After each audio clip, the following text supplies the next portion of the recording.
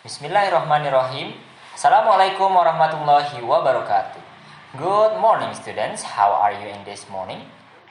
I hope all of you are doing fine. Okay, before starting our lesson today, don't forget to take a prayer so that you will learn today's material very well, hopefully. Yeah. Okay, in this year, we've been through a very bad year, student.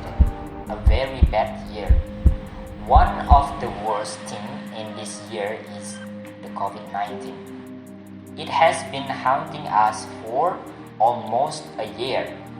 We're supposed to stay at home at most of the time, and staying at home all the time is boring.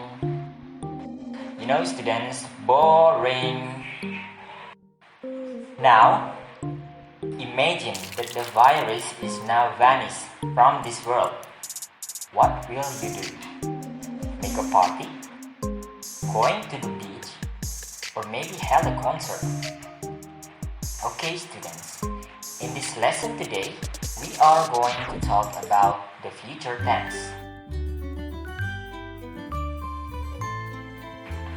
A future tense is related to our plan.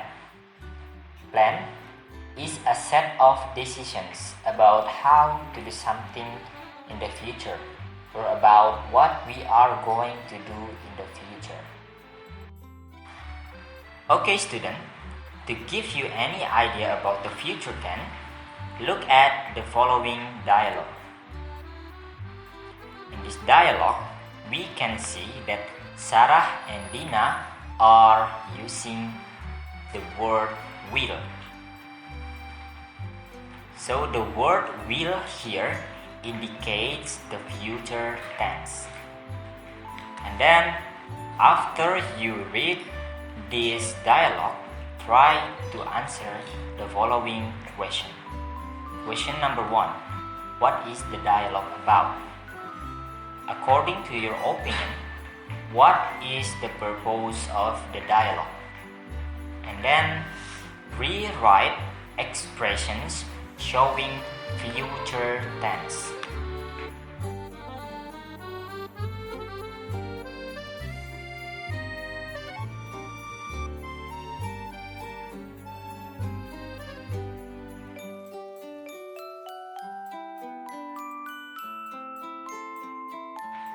Oke, ngomong-ngomong tentang future tense, ada setidaknya 3 cara yang mengindikasikan penggunaan future tense, atau dalam kata lain ada 3 cara untuk kita mengungkapkan future tense.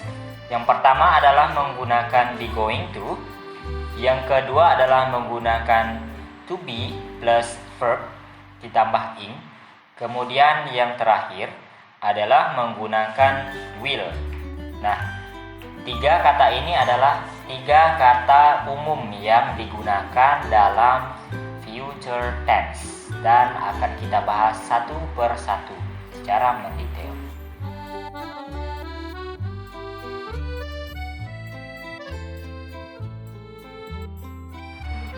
Oke, yang pertama kita dapat menggunakan kata be going to. Nah, kapan sih kita akan menggunakan kata be going to? Jadi kita menggunakan kata be going to ketika kita sudah yakin tentang planning atau kita sudah yakin tentang rencana kita yang akan kita lakukan ke depannya. Contoh, I am going to study English tomorrow. Berarti besok merupakan suatu hal yang pasti. Kita akan belajar bahasa Inggris. Kemudian contoh lainnya, I'm not going to picnic tomorrow. Jadi dia bilang ke temannya bahwa besok dia tidak akan pergi piknik, dan hal ini sudah pasti. Kemudian kata yang kedua adalah menggunakan to be plus verb ing, atau kata lainnya adalah present continuous tense. Nah, kita menggunakan present continuous tense ketika kita sudah membuat rencana yang fix atau rencana yang matang. Apa yang membedakannya dengan penggunaan be going to? Perbedaannya terletak di ketika kita menggunakan be plus verb ing, biasanya kita melibatkan orang lain dan waktunya serta tempatnya itu disebutkan secara spesifik. Contoh, I'm leaving this town next Sunday. Berarti the speaker atau pembicara sudah pasti, sudah matang akan pergi meninggalkan kota ini pada hari Senin depan.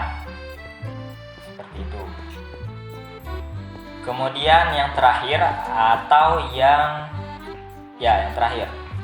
yang paling sering digunakan atau yang paling umum digunakan adalah ungkapan will. Will ini paling umum digunakan dalam future tense. Nah, kapan kita menggunakan will dalam future tense? Jadi kita menggunakan kata will ketika kita tidak mengetahui kepastian akan rencana atau kita tidak mengetahui kepastian akan suatu hal yang akan kita lakukan di depannya. Atau dalam kata lain ini adalah spontaneous decision atau decisive atau keputusan yang secara spontan ketika kita berbicara. Atau bisa juga dalam kata lain kita menggunakan will ketika kita memprediksi sesuatu. Sebagai contoh, I think I will go shopping tomorrow. Nah, coba perhatikan di sini the speaker menggunakan kata I think dan menggunakan kata will. Berarti the speaker atau si pembicara tidak memiliki rencana atau tidak pasti apakah dia akan pergi shopping tomorrow, apakah dia akan pergi shopping besok, atau apakah dia boleh jadi dia tidak shopping besok. Kemudian contoh lainnya, I will visit your new house when I am free. Lagi-lagi di sini the speaker menggunakan kata will yang berarti planning ini tidak ada kepastiannya. Seperti itu. Sampai di sini sudah bisa dipahami?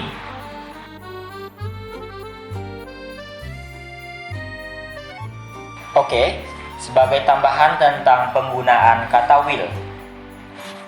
Kata will juga dapat difungsikan sebagai yang pertama, to tell or explain future events, atau memberitahu atau menjelaskan tentang kejadian yang akan datang. Contoh, the performance will end at 10 o'clock. Yang kedua adalah to express promise or convince someone.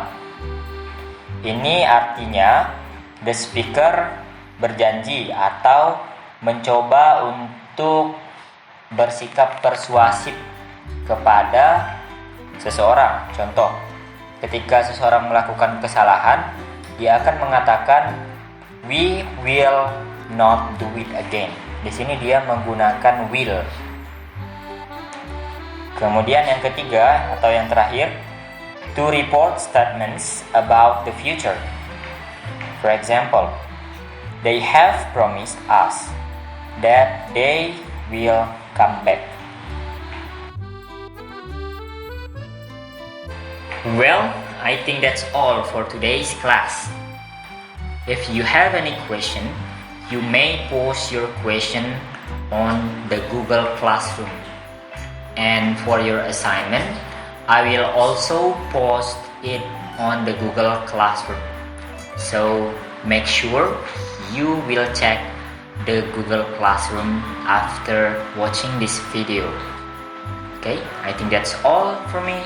Thank you very much for your kind attention and wassalamualaikum warahmatullahi wabarakatuh.